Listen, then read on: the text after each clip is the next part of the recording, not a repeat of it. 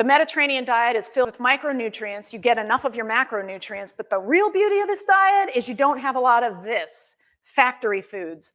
So you can avoid processed foods, which I think is one of the real benefits of this diet, because this diet promotes local food, farm to table, making your own food, eating with friends and family at home.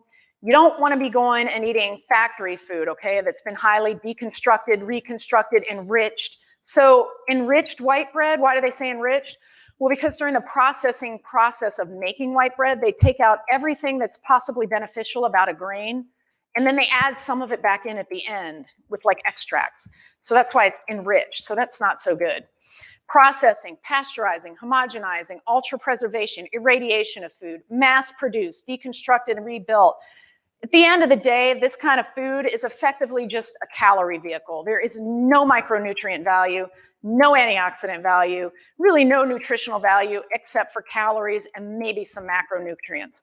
This is the real problem, one of the real sources of oxidative stress, and one of the reasons I really like the Mediterranean diet, because you really try to stay away from processed and especially ultra-processed foods. So there's ultra-processed, processed, minimally processed. We want to be over by minimally processed or not processed at all. Next slide.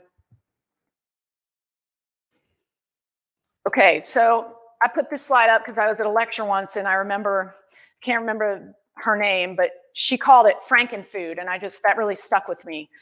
You want to stay away from Frankenfoods. These are not real foods. They are monster foods.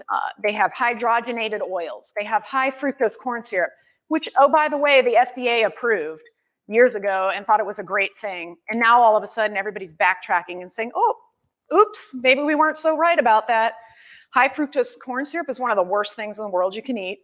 Flavoring agents, coloring agents, emulsifiers, stuff that makes food very tasty, very rewarding. It actually induces endorphins in your brain, dopamine, and gives you the same sort of positive feedback loop that like gambling does or gaming.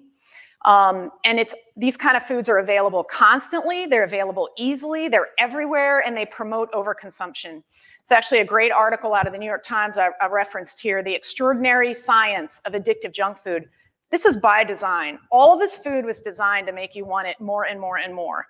So you need to just sort of stay out of the trap of highly processed foods.